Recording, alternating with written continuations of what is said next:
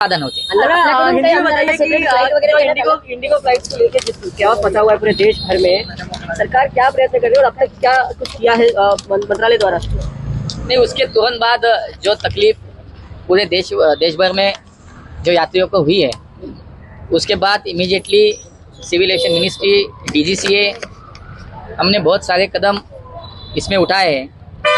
पहले तो डीजीसीए के माध्यम से इंडिगो के सीईओ को एक शोकॉज नोटिस भी हमने इशू करी है। उसके बाद जो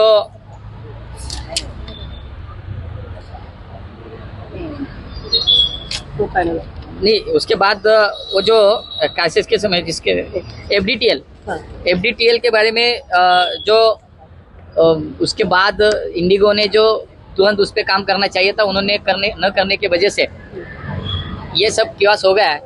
तो उसको फरवरी तक हमने अभी उसको स्टे दिया है कि उसके ये तुरंत सेवाएं पहले जैसी हो, इसलिए हमने फरवरी तक उसको और थोड़ी सी मोहलत दे दी है कि उसके बाद इनका काम पहले से शुरू हो जाए।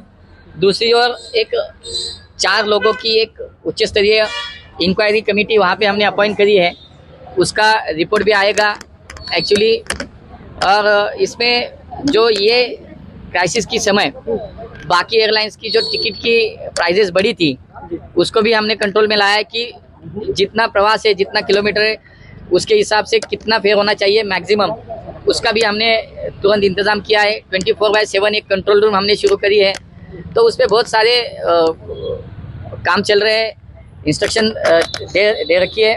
तो मुझे लगता है कि जो हाई लेवल पे हमने जो कमेटी अपॉइंट करी है इंक्वायरी के लिए, उनका रिपोर्ट आने के बाद उसमें जो सामने आएगा, तो बिल्कुल जिसकी गलती है, जिसके माध्यम से हुआ है, बिल्कुल उसको उस पर कार्रवाई होगी। मंत्री, आप नियमों का हवाला दे रहे हैं, एफडीटीएल की बात करें तो आप कह रहे हैं जिसकी गलती, लेकिन यहाँ पे साफ तौर पे गलती जो दिख रही है वो प्राइमरी वो इंडिगो की नजर आती है। क्या अकाउंटेबिलिटी फिक्स होगी और कठोर कार्रवाई? क्योंकि विपक्ष का भी ऐसी ही मांग है, विपक्ष भी यही कह रहा है कि कार्रवाई की जानी चाहिए सरकार वाला। नहीं, बिल्कुल होगी, क्योंकि उसी के लिए तो तुरंत इंडिगो के सीईओ को शोकॉज नोटिस इशू करी है।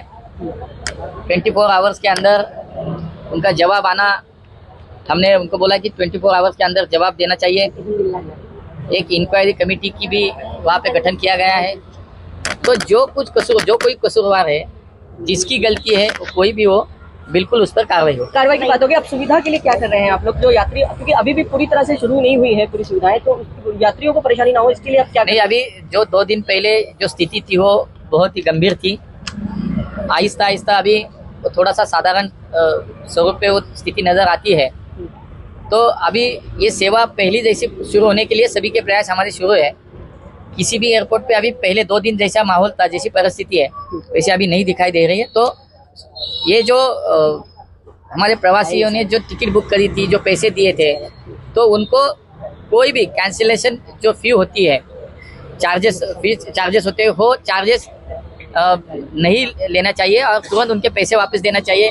48 आवर्स के अंदर उनके लगेज जो बैगेज है वो उनको मिल जाए।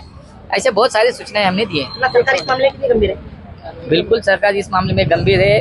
हमारी मिनिस्ट्री है, डीजीसी है, सभी इस लाइन पे काम कर रहे हैं और जिससे गलती हुई, जो हुआ है, उस पर बिलकुल कार्रवाई। त्यांचं नुकसान झालं, त्यांचं कसं काय? कारण हॉटेलचे बिल पण बरेच जणांचे थांबून आणि आता त्याच्यामध्ये अहवाल येईल, त्याच्यावरती चर्चा होईल आणि नक्की नुकसान ज्याचं झालं त्याला सांगितलंय की कुठल्याही प्रकारचे कॅन्सलेशन चार्जेस फी घ्यायची नाही, कुठल्याही प्रकारे 24 तासाच्या 48 तासाच्या त्यांच्या बॅगेज मिळाले पाहिजेत, सगळ्या गोष्टी सूचना दिलेल्या आहेत. थँक्यू. हाँ, सिंगुलरिटी लेना है।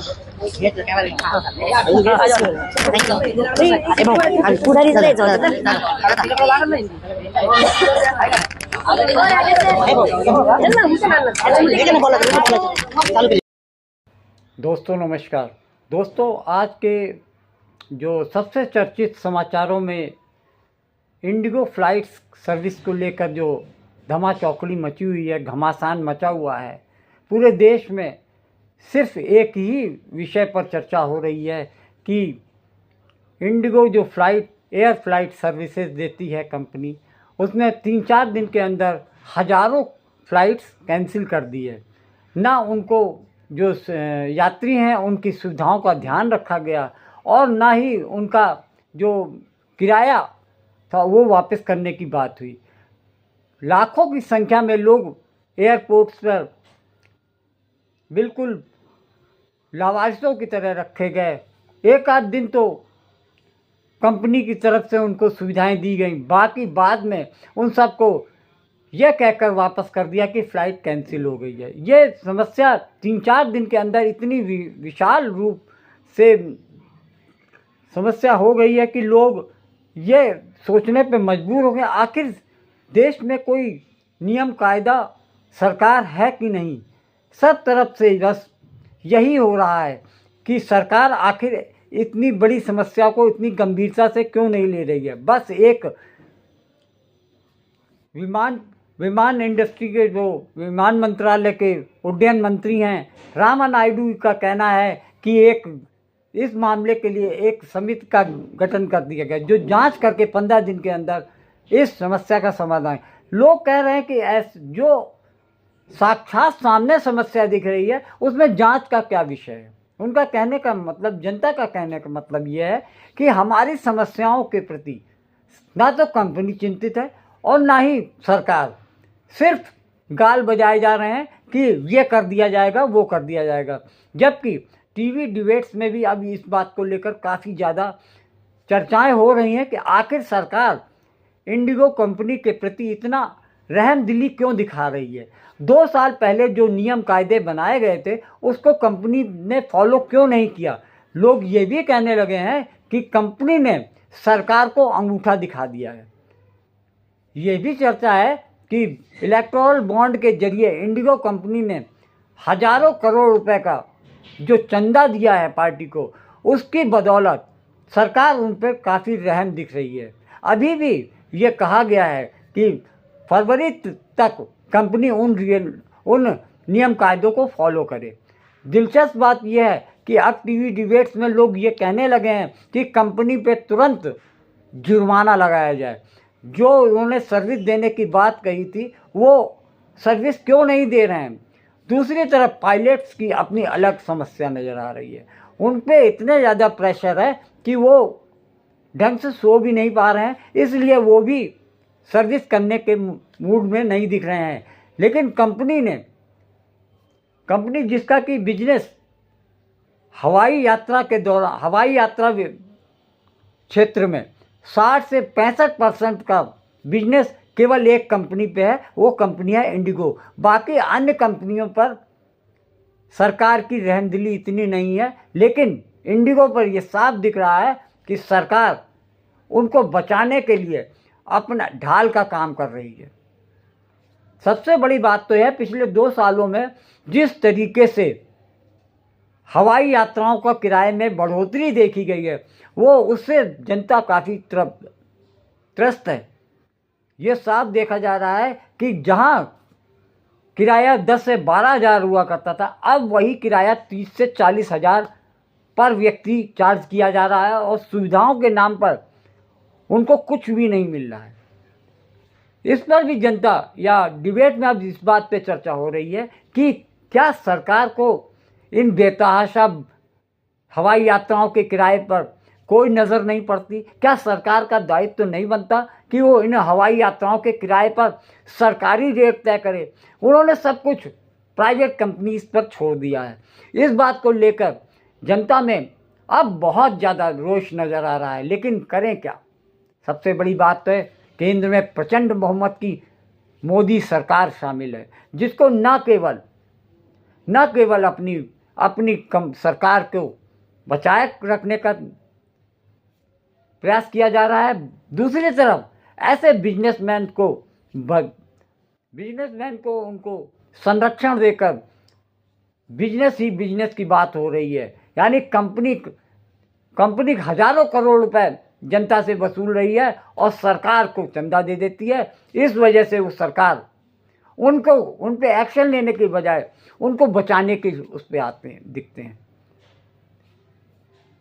इस भयंकर और विकराल समस्या पर अभी तक सरकार ने ऐसा कोई भी कदम उठाया नहीं है जिससे लगे कि कंपनी पे शिकंजा कसा जा रहा है, बल्कि लग ऐसा रहा है कि सरकार उस कंपनी को पर रहम करने की बात कर रही है।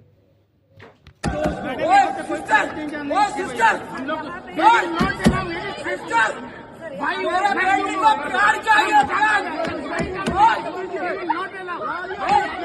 मेरा बेटी का ब्लड आ रहा है, ब्लड नीचे से ब्लड आ रहा है, प्यार चाहिए, दे दो। जिस नियम को लागू करने से देश की सबसे बड़ी एयरलाइंस इंडिगो का सारा सिस्टम बैठ गया और देश भर के हवाई अड्डों पर अफरा तफरी मच गई। सरकार ने अब उस नियम यानी FDTL flight duty time limit को टालने का ऐलान कर दिया है। इसके बाद माना जा रहा है कि 3 दिन में हालात कुछ सुधर सकते हैं। 4 दिन से जारी इस परेशानी में 10 लाख से ज्यादा यात्री प्रभावित हुए। शुक्रवार को ही इंडिगो की 1000 से ज्यादा उड़ानें रद्द हुई, जो अब तक का रिकॉर्ड है। देश भर से यात्रियों की परेशानी की ऐसी तस्वीरें सामने आई कि हंगामा मच गया। उड़ानें रद्द होने के बीच यात्रियों की मजबूरी का फायदा उठाने के लिए अन्य एयरलाइंस ने किराए बढ़ा दिए। कई डोमेस्टिक रूट पर किराए इतने महंगे हो गए कि उसकी तुलना में लंदन या न्यूयॉर्क का टिकट बुक करना सस्ता पड़ा। शुक्रवार को हालात इतने बिगड़े कि दिल्ली, बेंगलुरु और चेन्नई एयरपोर्ट से इंडिगो ने शुक्रवार रात 12 बजे तक सारी उड़ानें रद्द कर दी। मुंबई एयरपोर्ट पर शाम 6 बजे तक फ्लाइट कैंसिल की गई। इन सब की जानकारी यात्रियों को पहले से नहीं दी गई थी। बात करते हैं कि इंडिगो में ही ऐसा संकट क्यों आया, अन्य एयरलाइंस में क्यों नहीं हुई समस्या। एक्सपर्ट का कहना है कि इसके पीछे वजह सिर्फ मंशा की है। इंडिगो को लगा कि वह FDTL के नए नियमों को लागू करने पर भी अपने मौजूदा पायलटों और क्रू की संख्या से काम चला लेगी, लेकिन ऐसा हुआ नहीं। नए नियमों के हिसाब से उन्हें और ज्यादा पायलटों की जरूरत थी, जो कि उन्होंने समय रहते भर्ती नहीं किए। इंडिगो के बेड़ों में 400 से अधिक विमान हैं। यह देश की सबसे बड़ी एयरलाइंस है। इस नाते इसे और अधिक ध्यान रखना चाहिए था, जो उसने नहीं किया। आइए बात करते हैं कि चूक कहां हुई। एविएशन को नियंत्रित करने वाली संस्था DGCA का 1 नवंबर से फ्लाइट ड्यूटी टाइम लिमिटेशन यानी FDTL का सेकेंड फेज लागू हुआ। इसके तहत पायलटों की अनिवार्य वीकली आराम की अवधि 36 घंटे से बढ़ाकर 48 घंटे कर दी गई। रात में होने वाली लैंडिंग की सीमा 6 से बढ़ाकर 2 घंटे कर दी गई। इन बदलावों का मकसद पायलटों को थकान को कम करना और विमान परिचालन की सुरक्षा बढ़ाना था। इस नई व्यवस्था के लिए मार्केट में 64% शेयर करने वाली इंडिगो तैयार नहीं था। दूसरी भारतीय एयरलाइन बगैर किसी ऐसे संकट से अपना सही तरीके से कार्य कर रही थी। DGCA को इंडिगो ने बताया था कि वह इन नियमों के बाद से केबिन क्रू की कमी से जूझ रहा है, जिस पर समय के रहते कोई कार्रवाई नहीं की गई। एयरलाइन इंडिगो ने चूक की और उसका नतीजा यह हुआ कि नवंबर के आखिरी हफ्ते और दिसंबर की शुरुआत में उसकी कई सौ उड़ानें रद्द हुईं। दिल्ली जैसे बड़े एयरपोर्ट पर कई दिनों तक उसके पूरे फ्लाइट रद्द हुए। हजारों की संख्या में एयरपोर्ट पर इंडिगो के यात्री फंसे रहे। यात्रियों को इसका खामियाजा भुगतना पड़ा।